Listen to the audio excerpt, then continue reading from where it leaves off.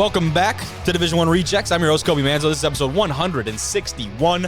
I've got not one, but two great guests for you tonight. The first of which, the head coach of the Northwestern College Red Raiders. Head coach Matt McCarty joins me here shortly to talk about, the success they've had down there in Orange City, Iowa, but also the new facilities and the renovations going on down there for their football team and their other athletic teams. You guys are going to be pretty amazed. For an NAIA school to be at this caliber and this level of facilities is pretty awesome. So we'll talk about Coach McCarty, joined later by the man featured just a few episodes ago, Wesley Coleman, a.k.a. Big Wes from the D-line at Harding University. We put out that video of him squatting and benching 1 million and 2 million pounds, respectively. And I hit up Wes. I said, let's get you on the show. He said, hell yeah, let's do it. So he's on this episode as well. Like I said, it's episode 161 here on May 13th. Otherwise, a couple little notes from me in this episode. We've got an All-American offensive lineman at the D3 level who's also an all-league golfer from the trenches to the links. That sounded pretty good in my head. Let me know how you think that one went over. That's a really cool story that I want to talk about. A kid over at Wartburg. I won't say the name yet, but stick around for that conversation. And then a top transfer portal breakdown of talent at the D2 level. A lot of guys making the jump up to Division I, FCS, FBS, respectively. Both. We've seen a lot of it, especially a lot of skill players, which is always a good thing to see from the Division II level. Guys utilizing that transfer portal to make that jump up and elevate. But as always, you can watch this episode on YouTube if you are. Hello, subscribe. Use those timestamps, video chapters. Fast forward to any part of the conversation you want to hear. Same thing on Apple Podcasts, Spotify, wherever you're listening. They're all in the description. So check those out. Follow us on the socials. Had a great little Instagram post about John Matoka and Sean Payton today on both the socials. So make sure to check that one out. It was a great one.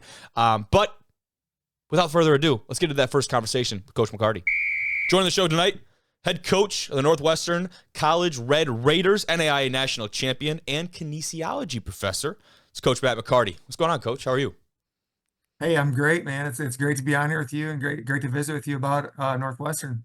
Hell yeah, man. Like I told you before, I mean, I was going to talk about the facilities tonight, but I figured it'd be much better to have you talk us through not only that, but kind of the program and direction and all those things, yada, yada, that comes with being the head man in charge, instead of just me blabbing about the facilities and just going off of news articles. So I like to hear it from the man himself, but man, you've lived Red Raider football for a long time. You got yourself a short reprieve, a little bit of a break, if you will, after you graduate, go on, do a little bit of coaching outside of that. It didn't take long for you to end up back wearing the red, go as the defensive coordinator, and everyone who's followed your journey knows that was another fast track to where you are now, and this program has been on the up. But what is it about this program makes it so easy to come back to?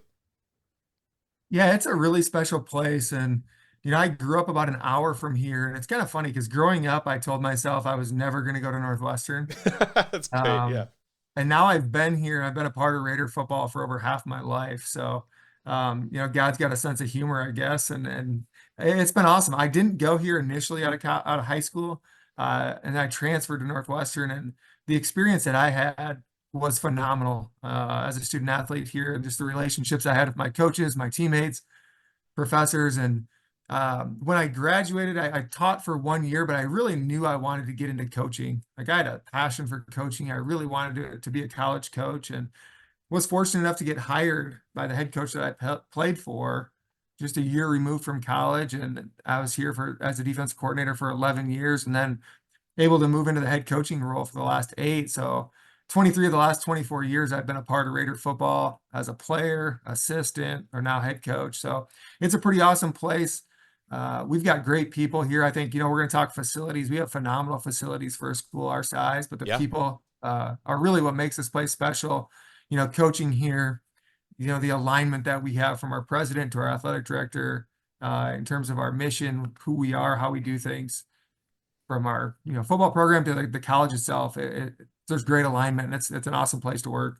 Yeah. You said you were never going to be a part of Red Raider football. Some would argue that you are Red Raider football. But like you said, the facilities are only as good as the people inside of them. And it sounds like you guys have a pretty good core nucleus over there. History would also stand to agree with that fact. Since you've taken the reins, the last time you guys didn't place at least second in the conference was back in 2016 in your first year, in a conference that you and I both know is right up there as far as the top of the mountain and the NAIA scene goes. What's the secret sauce, man? We've got great players. I think that's the secret sauce. Answer. And we've got guys that we've year one was a challenge. I think we went 3-7, but we saw a lot of improvements. We really focused on just the culture and the way we wanted to do things and get things in place. And we had a great group of guys that bought into it. And, we could see results. They just weren't showing up on the scoreboard. And then, we've just really taken off from there. The next year we won 10 games and made the quarterfinals and really haven't looked back. But we've been in 3 of the last 4 national championship games, and we've got great kids that really just buy into the way we do things. And we try not to be too fancy. We try to just show up and work hard every day and be great every single day. And it sounds really cliche, but I think that's the secret sauce is we try to make things as simple as possible and be great at what we're doing. And just continue to do that day in and day out. And our guys have really embraced that. It's fun to see. Nothing wrong with coach speak. If it's coach speak, I mean, it's been said long enough that it works or that it's right. And anybody who is currently talking in coach speak that has a trophy behind maybe over your left shoulder up there on the shelf, who am I to sit here and critique what the hell is coming out of your mouth? I love it. I love the message. But let's talk about your other day job, if you will, as a professor. Saw you had a few courses on there. I wanted to know if, per se, I was a betting man, over under on how many football players will be enrolled in the weight training course offered this upcoming school year. Ooh, weight training. Yeah, there'll be quite a few guys in that weight training class. So, it's probably, there's probably half the guys that'll be in there. And so That's awesome. I don't teach that every single year. We kind of rotates around through the department, but yeah, there's a lot of guys. It's going to be majority student athletes that are going to be in that class.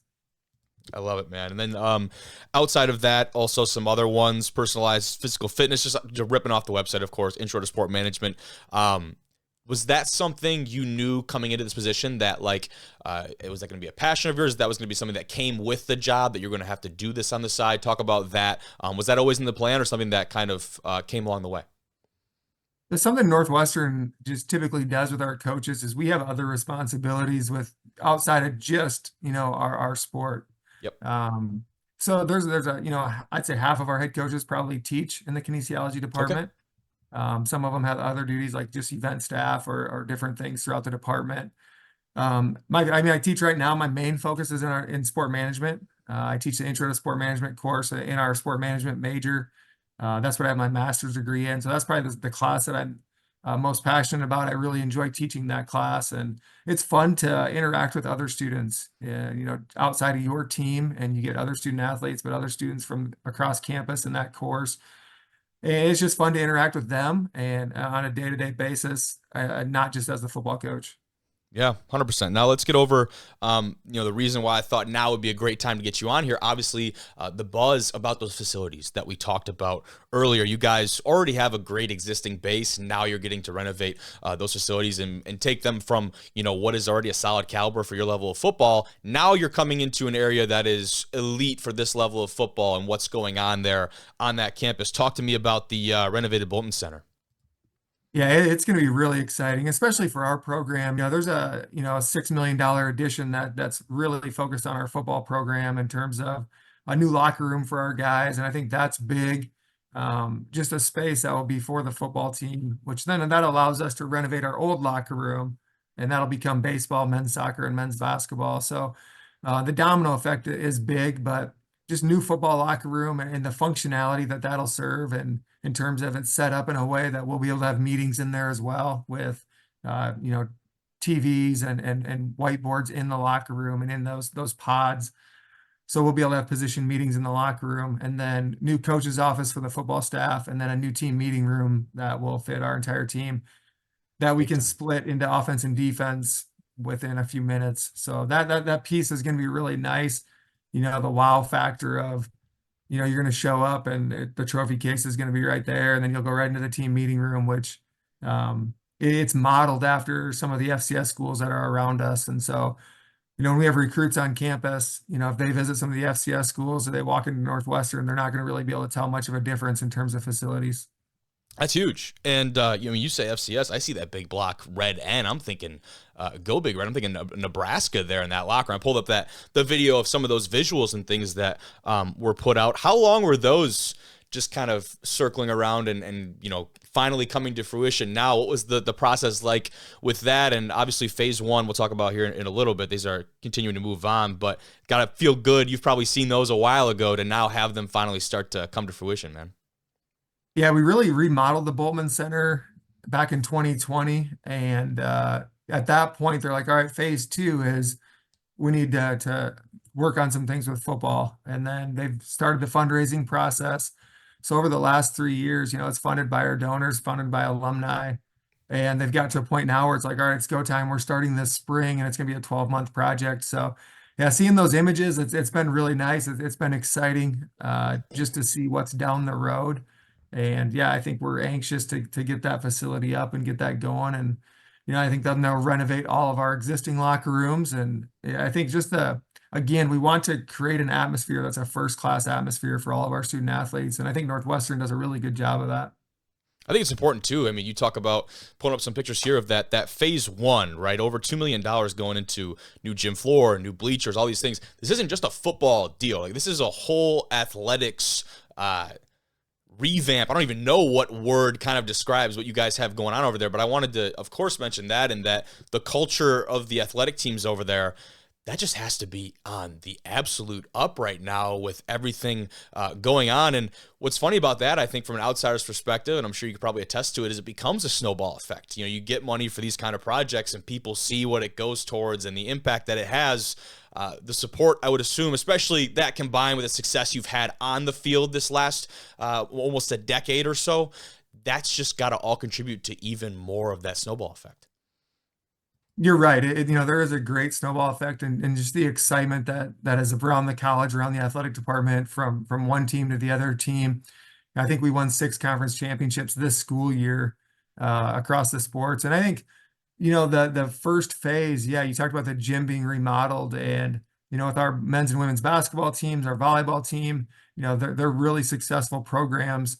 And it was kind of a rebranding of our athletic department and at the same time. And so we're really able to showcase that and highlight our facilities, just update and modernize them.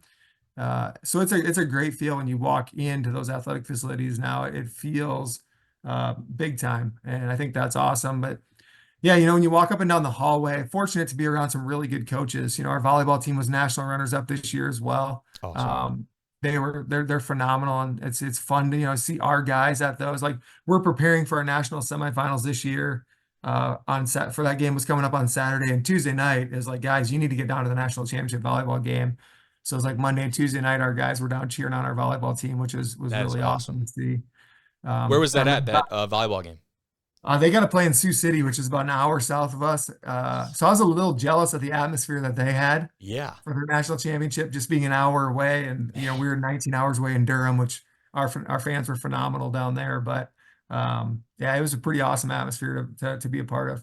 That is electric. Looking forward, to this year, like you told me earlier, like wrapping up classes, you're not the only coach on the staff that is, in that role of doing some of that on the side. And so now, not that you guys haven't been already, but really locked into filling out this class, signing day moving forward. What's next? What are the next steps for you guys here heading into the actual summer when it comes to recruiting and getting ready for the fall? Yeah, right now our big focus is on the 2025 class. So we had one camp a couple of weeks ago already, and then it's getting ready. We'll get out to the other bigger schools around us to some of their camps to see kids. So we'll hit South Dakota State, USD. We'll probably get to Iowa State, and just an opportunity for us to see kids in one place, which is awesome. And then we have some summer camps that we'll get ready for, but really building out our 2025 board, getting into some schools yet while the kids are still in school and seeing kids and just talking with them. And then June is really our slow month. We'll get to some camps, but that's our staff's time to kind of refresh and get ready for next season. And then once July 4th hits, it's go time, full speed into next season, really preparing for that. Oh yeah. 2024, man. And you guys have quite the backloaded schedule this year. And I know, again, Coach, you'll come on here and tell me you can't overlook any of these early opponents, and you're absolutely right. Like, you have to say that. I'm totally with it. But humor me here. Dakota Wesleyan, Morningside, Dordt, back to back to back. That's what I would call a see what you're made of stretch. I know you guys are definitely up for that challenge. Again, it's like the first time you had to do that. But talk about that. You got a stretch of games there against some top caliber competition. Yeah, it's good. It really shows when you test yourself. It gives you a good idea what you're good at, where you need to get better. Um, Obviously, I love having some of those games early in the season because it Yeah. really just shows you immediately, like, all right, this is where we are. A couple years ago in 2022 when we won the national championship, we played Morningside week 1, and it's like, all right, out of fall camp, we know exactly what we're good at, and we know what we need to get better at, and we've got time to get better at it. So when it's backloaded, you really don't have that time to you go right from big games to postseason play. It's a little bit different than when you play teams like that early in the season. Those are some fun games, though. There's some fun rivalry games that are great atmospheres, and it doesn't really matter if it's home or away because we're all so close to each other Yeah. that it's going to be a great atmosphere. No matter where you play, you feel like you have a home crowd. So those are fun games, no matter when you play them and where you play them. No, I believe that. And also the dynamic of, you talk about like playing a team like Morningside in week 1 and then having the potential opportunity to see someone like them again in the so then you're talking about an entirely different squad that is now playing, all the changes that happened from, over the course of the season. But talking about that conference, you guys are so like geographically close knit, if you will. The one thing it doesn't lend is the out of conference scheduling. I'm assuming that's just kind of a relief a lot for the most part for you guys. I know a lot of schools now with conferences shrinking here and there, especially in these lower levels of football, scrambling to find these scheduling and schedule these different teams from all over has become just another thing added onto the coaching staff's duties, if you will. I'm assuming you're not too unhappy about having your schedule laid out for you, basically, year in and year out. It is nice, depending on when your bye week falls. If we have a midseason bye, it's a great time to refresh Yep. and refocus. And last year we played Drake for a non-conference game, so we played 11 weeks straight through, and then we Yeah. had a bye in the first round of the playoffs, which was really nice. But that 11-week stretch that can be a grind. It can wear on you physically. I think that's the piece of, you want guys to be healthy going into the postseason, and so when you don't have that bye, that can just add up on you. And so we're pretty conscious. We try to take that bye if we can, if it's mid season, and it's tough to find games mid season. You're trying to find teams that from either other leagues or other divisions that maybe have a mid season bye too, and that can be pretty difficult. Week 0 is a great time to find a non-conference game. Yep. We honestly, it's not easy finding non-conference games, whether it's travel. Sometimes you want to play a bigger schools. We knocked off Drake, so there's not a lot of takers in trying to play it this year, and so it can be a challenge finding non-conference games. And Really, whose fault is that? I don't know. That would be you guys just scaring everyone away. That's exactly what it is. But no, that's a good point. And you see, some of these, like the bigger FBS schools, and they're putting out, here's our known opponents for 2029, and you're like, it's unreal. The fact that is just so planned out ahead of time. But yeah, it's like you said, it's at these levels of football, it can be very difficult. And again, it's just something that you don't have typically a dedicated role of someone who's in charge of making those decisions. So again, it falls into the lap of you guys. But that's all I have for you, Coach. I appreciate you taking a little bit of time, talk the facilities, talk the program. You're the man. Absolutely, I appreciate you having me on. It's fun visiting with you. Of course. Have a good one. I'll talk to you. Yep. Thanks, you do. Yeah. Joining the show tonight, the man that barbells are afraid of. 500 pounds on his back, black forces on the feet from the D-line at Harding University. It's Wesley Coleman. Big West, what's up, man? Hey, what's going on, man? Glad to be here, bro. Dude, glad to get you on here. And I love the fact that I can stumble across a Twitter video, repurpose it, throw my little thing on there, and just throw it out there and put it in front of more eyes. And then we connect and we get you on here a week later. That's cool. I think that's pretty cool. Social media is crazy, bro. Like, even just from like after the national championship post, like I talked to people I hadn't talked to in years, bro. Like, it's crazy how fast you can connect with folks, man. I believe that, bro. But before we get into anything, like I gotta ask, like, so black forces, I mean, they can't hook you up with shoes over there, or is that just the type of energy you're on when you walk into the building? Like, what? Talk me through that, because I've seen, like I told you before we got going, I was a power lifter. I've seen a lot of interesting stuff. Black forces with that much weight on the bar was a first for me. Now, what I will say, up to that point, I probably squatted in them like 3 or 4 times. and I had like some other shoes I squad in, like some fours. But then that day, like around that time, the Black Force meme was crazy. So I was like, it's only right that I go ahead and throw them on, bro. So, I threw it on and it did what I thought it was gonna do. He's a menace, he's crazy. So yeah, I had to. Yeah. And I didn't even notice on the first watch through. I was too busy focusing on the bar that, as you can see, is doing it's doing, you get that much weight, it starts bouncing, looks a lot more fluid all of a sudden on your back there. That was a very fluid, very smooth lift. Was that the first time you put up that weight? Yeah, that was the first time I went that heavy. Like the last year I had probably went up to, it was 765, but breaking 8, that was the first time I ever went that high, like ever. Damn. I wouldn't have guessed that by looking at it, because I feel like you can usually get a good judge of, how people have managed that before with how that moves, and you're just smooth through the entire process, like no hitches or nothing. Were you a power lifter in high school or at any point, or was it just one day you just decided to start throwing the wheels on until it started to get tough? It really wasn't until like really I'll say preparation for college, like my first summer, like I had a trainer, his name is Jace, and we'd always be putting crazy weight on. And then so I was like from then on, like when I get to college, like I'm definitely just gonna start throwing it up once I get a strength program there. But it was really like that summer before my freshman year, like my trainer, we was just in there, me and a bunch of other guys just going crazy. Yeah. Hell yeah, man. And you had talked even before we got going about Coach Greg and the staff over there, the strength and conditioning staff. What did they do from your freshman year to now to help develop you? And obviously as a football player, but also just to have the physique and the body to put that much weight on your back and just be able to execute on those kind of lifts, man. Man, I'd say the big thing is like they're still like Coach Greg himself. Like he's I call him an evil mastermind because he's Okay. always thinking lifts and just Yeah. extra stuff to help us get better. But like he's just the way he does things, man. It's always from a scientific standpoint and also just really based off how we feel. So like if I don't feel good on something, he's not gonna make me do it or anything like that. And he's always just like making sure his programs are for us to like if anything, they're for power. Like they're really not for numbers. So like leading up to that, I wasn't even really doing like a lot of weight. If we had, it's called the bird shoes. It's like a velocity block, and Okay. so it just makes your velocity. And so Yeah. like he was like, I want this to be high rather than the numbers to be high. So he's just been real smart about that. It's been awesome.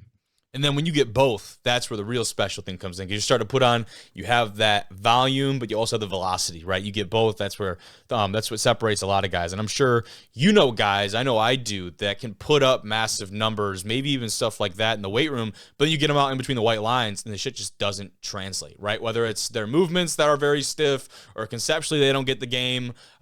Just a lot of different things can go wrong between the weight room and the field.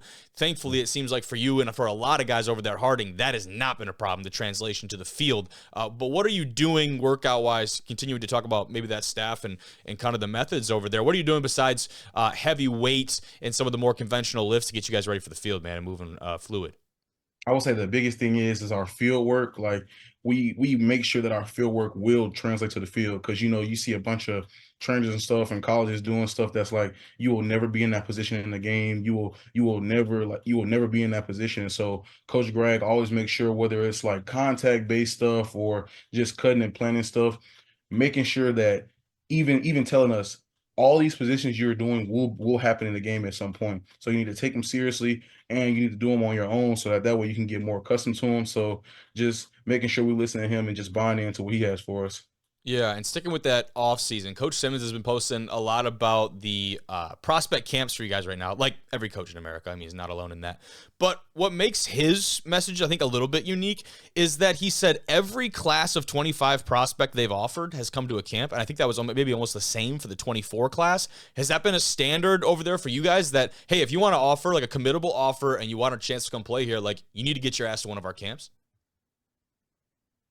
Personally, I didn't go to a You Harding did? camp. Okay.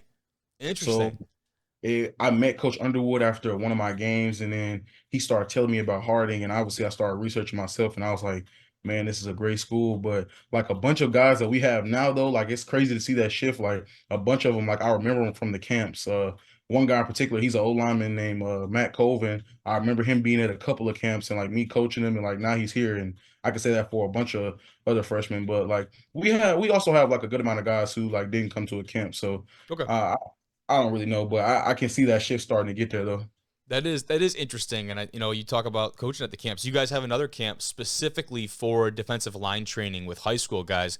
I'm assuming you're helping out at those and maybe like helping these guys out or what?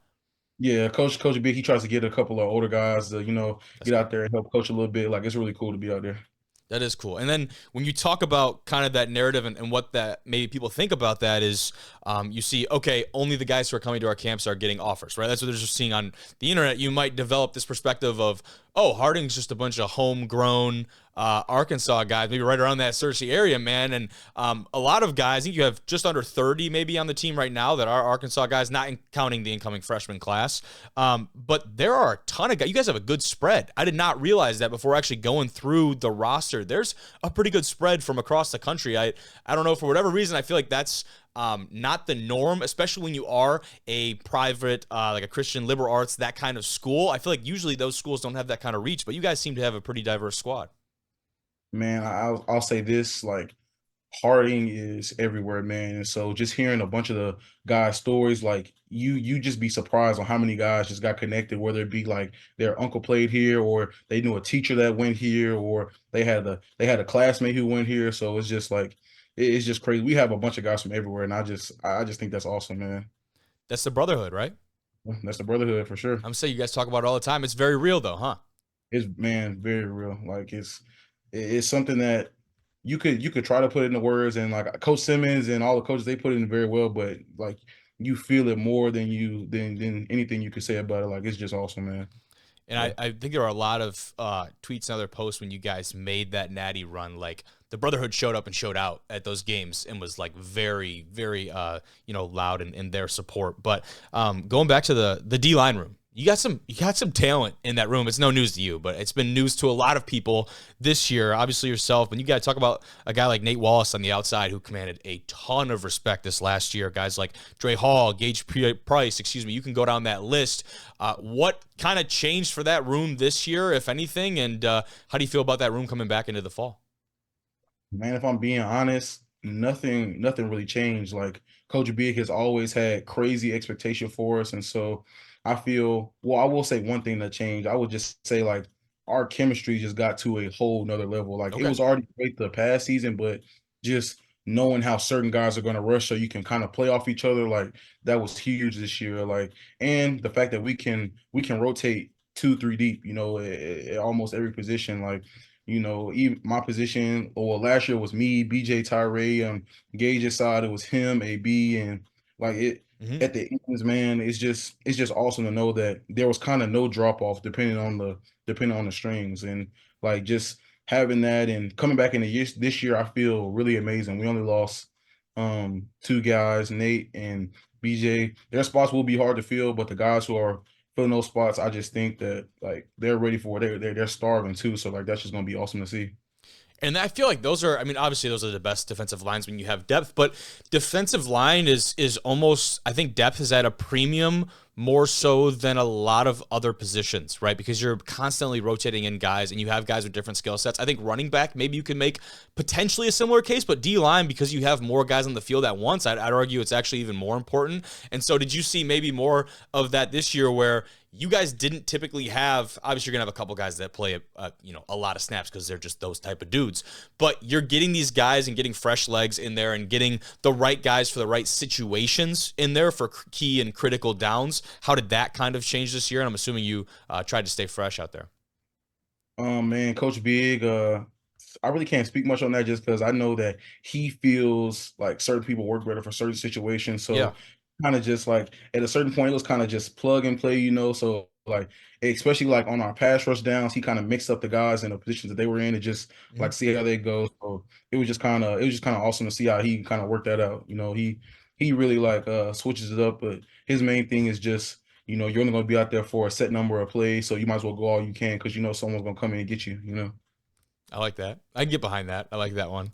But talk about I need to know about these team outings, dude. I see the pictures on Twitter. I see all the boys with the life jackets in the bus and doing like the river, like rafting and those kind of things. How often do these kind of things happen? And that's just all goes into building the brotherhood, right? I would say like they happen anytime we have either a big break or like anytime, Coach Simmons just feels like we need one. Like this past spring, that's the one you guys saw. It was actually a camping trip. And so it's just funny to see guys who ain't never ever stayed in a tent before, Yeah. never set up and never even, been in the outdoors for longer than a couple hours, man. It's just awesome. And if I'm being real, it's just when you get your teammates out in that setting, you just have no choice but to bond. And man, it's just awesome. Especially the rafting trip, man. It was crazy. So like, just if anything, it just builds team chemistry, like up it. You didn't hit any crazy rapids or anything out there, did you? No, actually, my boat we sunk to the bottom because we had the bright idea to have 4D linemen on it. So about half the trip, I was pushing the raft down the river. So yeah, yeah. Are you serious? I'm Oh, that's serious. good. So wait, so you got, and that's a whole team activity, right? A whole team activity, man. That's a whole team. So where are you sourcing tent? Like I'm a pretty avid like outdoors. I just did a big camping trip out in the Grand Canyon. Like I did a lot of backpacking. Where are you sourcing all these tents and other deals like that? Like all the equipment and stuff, man. That's not a cheap expense. Man, the crazy thing about it is Coach Simmons will send out a Facebook post and say, "Hey, we're having a team outing, and a lot of guys have never been, so we need some tents and whatever." And the community will just come there, tents, just anything we need, man. It's just it's so awesome to see, man. Like and like those are the same people that show up to the games, and so like that's why it's just easy for you to stay after and just thank any and everyone you see because you just don't know who helped you. If anything, everyone there helped you. You know what I'm saying? So it's just awesome. That's incredible, dude. And like you said, it makes it a lot easier to be a part of that after you're done because you see the support directly from whether it's alumni, friends, family, whatever the hell it is. Being a part of that brotherhood, that's awesome, dude. That's really cool. And like, oh man, like so how long would that trip have been? I know we're talking about this a lot, but I love it. How long was that trip? It was a weekend trip. We stayed Saturday, woke up Sunday, floated the river, and came back. Love it, dude. Love it. Bunch of dudes who have probably not been in the outdoors very much, getting to go sleep in a tent, and that's just like a recipe for a hilarious night, dude. I love it. But let's talk about last year just a little bit, because why not, to kind of close things off. Going through, whether it's regular season, that playoff run, your opinion, what's the toughest offensive front you guys went against? The toughest offensive fronts, I'll say two. It was University of Central Missouri Okay. and Valley State. Like those two, like they just ring out of my mind. University of Central Missouri, just their pace, like their linemen, their condition, they ready to go all game. So just making sure we can come at them every single play, like preparing for that week, man. It was crazy, but like we were ready to go and like the quarterback, he was just so like cerebral, man. Like it just seemed like luck, but it Yeah. happened so many times it wasn't luck, you know what I'm saying? That's I good. give him his respect. He was just a dog. And then Yeah. Grand Valley State, man, it was just a battle. Like they were so physical, but like we love those type of games. And like someone that just ain't going back down like the whole game, man. You just can't talk about it enough. A 7-6 game, bro. Those are the games you dream about. Like, yeah, you want to blow somebody out, but I'd much rather be in a dogfight to the end, man. It was just awesome, bro. Literally to the end. You guys are driving down on that last possession and put that in. I remember I was watching that on my phone riding back from who knows where, and I'm just sitting there. That was the last bit of that game. I mean, for casual fans, like you said, maybe nothing crazy, but dude, watching you guys just battle that out, that was ridiculous. And yeah, talking about Zach Zabrowski like that, it seemed like luck, but it happened too many times. Who got to be Zach for the scout team all week? Anyone get that responsibility?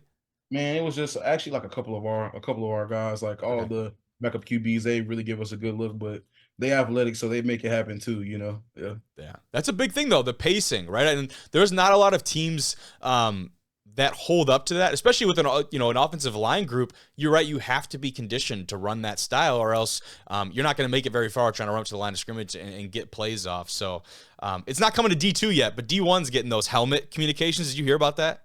Yeah, I heard about that, yeah. So again, it ain't going to affect us, at least not yet. But maybe that's we're gone with a lot of the different colored caps and the boards and all the flags and covering the signs. Is that Man, slowly out of college football? What the hell? personally, bro, I think in the future it's gonna look crazy. Like Yeah. that stuff will be a thing of the past, bro. And I'm sure like even after that, the helmet communications will be a thing of the past. So Damn. just We're It's all getting just Starlink from Elon, and we're just exactly. telepathically sending messages and play calls. Yeah, there's gonna be a chip you can insert in your arm, and your coach can, like, just give you the play and everything. But Maybe like a little. I'm a big Star Wars guy. I don't know where you stand, but like the little hologram, like pop up right hey, on the arm there and show you right the in the play, middle the of the draw. huddle. Yeah, yeah, right in the middle of the huddle. Yeah. That'd be Hey, that'd be nice. That'd be really on a sunny day though. I don't know. I think you just get the big lineman, kind of just get over the huddle. And we'll have those conversations in about 15, 20 years, whatever it is, man. I'll still be around the game. We both will be. But finally, the Natty, the national championship. I'd be remiss if I didn't at least mention it, man. The first time in program history. And I say that, one, because it's awesome. But two, you guys show up with a confidence that, mine scores in their first possession that didn't shake you guys at all, right? And you guys scored on your first 6 possessions, even going into the second half. Where does that confidence come from a team and a program that quite literally has never been there before? Man, it just comes from just doing the little things right all year. Like, even when you're winning games very big, making sure you're going back and being meticulous over film. Like, it was just never enough, you know what I'm saying? And sometimes that can be like daunting as a player, but when you got the big picture in mind, you yourself start to adapt that, like, oh yeah, I made a TFL on this, but like I could have took a couple more steps and like I would have made the play sooner. Because in games like that, man, like that's the difference, And you know, I feel like it was a culmination of that, and just the fact that, we want to go out there and be ourselves, man. Some little Cersei boys on a big stage like that, man, we had to go out there and just, show them how we do it, man. So it was just awesome. And then everything came together, and like the score was what it was and the day was what it was. It was awesome. Yeah. Man, I've said it once and I'll say it again. I was not hip to the little Cersei boys before last year. I mean, if someone would have asked, I'd have known about y'all, but I was not hip to the game being played out there in Cersei. You best know I am absolutely on the train now for this year, man. I'm excited to follow you guys into fall, and you specifically. Thank you for your time tonight, man. That's all I got for you, Wes. Hey, thanks for having me, man. I appreciate you. Of course. Have a good one, brother. I'll see you. Thank you, Coach McCarty. Thank you, Big Wes. 2 great guests now. Bring it back to me. Let's close out the episode. Let's talk about one great story that I'm really pumped about. This man right here, Tucker Kinney at Wartburg. You see right here, all conference. He's in all conference honors, placing tied for 5th at the ARC Championships. That's their conference deal, that tournament. And you know what, Kobe, what's so special about this? Dude's an all conference golfer. He's also an All-American offensive lineman for the Wartburg Knights. And it doesn't stop there. The dude didn't even play offensive line until college. I thought that is at least worth mentioning. Here's another story and picture of him here. If I can pull that up for some reason. Okay, there we go. But yeah, the dude didn't even play offensive line in high school, and then he goes into college at Wartburg, a squad that, many of us in the football world know is very prominent football squad. He goes in there and converts over to being an offensive lineman. Here's the shot right here of him. It says, didn't play offensive line in high school. In 2 years, turned into a D3 all-region left tackle. One of just a couple guys who have great stories over there at Wartburg. But, man, I'm reading this. I'm like, that's pretty incredible. And then you'll say, what did the dude look like in high school? I think that, did he not play offensive line, but he still had, the build, still had kind of those things going for him? This is a picture of Tucker in high school. Doesn't even look like the same human. This dude's a hooper. Look at this guy. He still obviously has the frame, and he's relatively tall, but, he can't weigh more than 215? I don't know, 200, 215, somewhere around there. He's put together, so I'd say 215, maybe 220, because he's got, like I said, he's got that big frame. Look at this guy. Athletic as all hell, and then makes the switch over to being an offensive tackle in college. That's not an easy transition by any means. This year, he averaged just about, throughout really his whole career, he averaged about 80. That was his scoring average on the golf team over there at Wartburg for the Knights. And this wasn't something that he just picked up this year. He's been on the team since 2020. And so this is really that was his 4th year of competing on the squad. And he's taken quite a pivotal role in their team, one of their better performers on that golf team. In the ARC championships, he did pretty well. I'm trying to find the scores here. But a pretty consistently a top team finisher in some of the competitions at the Cougar Preview, the Wartburg Spring Invite, the Upper Iowa Invite. This guy has continued to put up like a really steady stat line, and he tied for 5th at the American Rivers Conference Championships, and that gave him the all-conference honors. So talk about a dude, like, when you're a high school athlete, you have no idea what the next 4 years look like. That could be changing sports to adding sports to gaining weight or losing weight.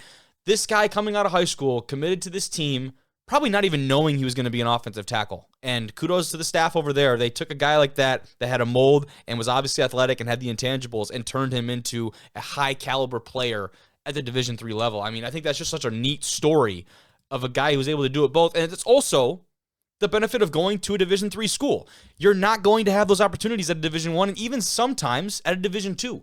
Those things become even harder to do. And I think that is part of the appeal of Division III. You have guys that can make that jump and go into a transition like that.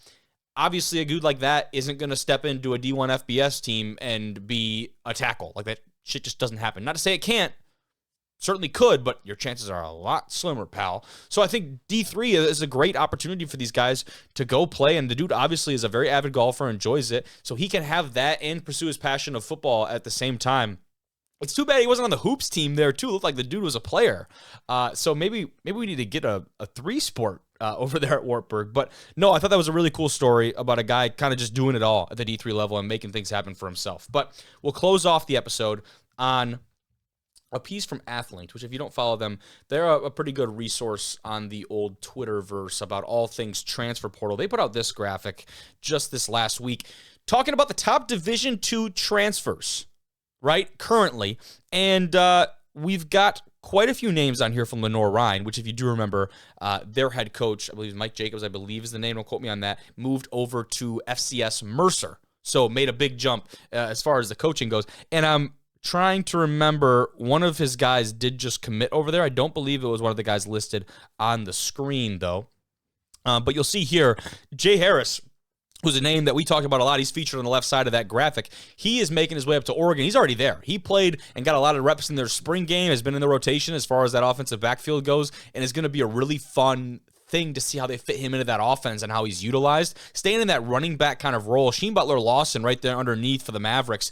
He has picked up quite a few offers. We have not seen a commitment out of him yet. We're talking about a guy who, for probably the first half to 3/4 of the season, had a really good argument for a Harlan Hill trophy. The dude was putting up phenomenal numbers. Now, trailed off a little bit at the end. I believe he battled a little bit of injuries, but the phenomenal player, phenomenal human. We've had him on the show. Definitely rooting for Sheen wherever he ends up. Excited to see that. He's a physical but all-purpose back. Very similar to Jay Harris, maybe a little bit more punishing than his Northwest Missouri State counterpart. Moving down the list, though, look at the Lenoir-Rhyne guys. Dwayne McGee, we saw a lot of him from that Lenoir-Rhyne squad. John May, Xavier Jennings, those two guys as well. Again, the portal out of Lenoir-Rhyne. You have Brooklyn Blair going from Fairmont State to, I believe that is Gardner Webb, if I got the logos correct there. Offensive lineman out of Tiffin, making the jump up to Kansas. That's something you don't see very often. Good for him. And then, surprised we don't see more of them, but a couple Notre Dame, Ohio transfers on here. They got a tight end there, and CJ going to Western Kentucky, and then Idris Lawrence, the running back, going over to Slippery Rock. Does Slippery Rock use that logo full-time now? Is that their deal? I thought it was still the S, but that line is kind of interesting. A kicker going over to Findlay. We've got O-lineman from Shepherd making the jump to Colorado State. How about a long snapper from Newberry? I believe that's SAC, going to Coastal. And then you've got Angelo State, a defensive lineman. He's making his way over to Tulsa. The wide receiver from Emporia State, Jalen. I think we've talked about him a little bit on the show. And then JVR Suggs, a defensive lineman from Grand Valley State. That's someone who I played against in high school, actually.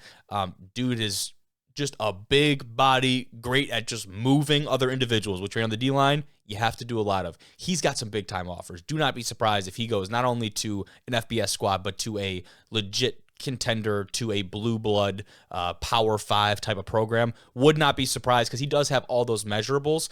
And you know what's crazy is I don't even think he's been able to really shine on that Grand Valley defensive line. You talk about the guys that have been in those shoes. He's not an edge guy, so that takes away from Christian McCarroll, Niles King, those type of talents we've seen on the edge for Grand Valley. He wasn't exactly in those positions, but we've seen some really stout defensive line play from the Lakers the last couple of years.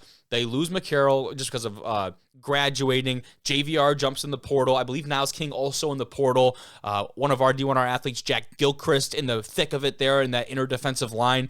But they're going to be losing a good bit of talent defensively. And that goes to the defensive secondary and the linebacker core as well. Abe Swanson, Cole Petrito, and those kind of guys.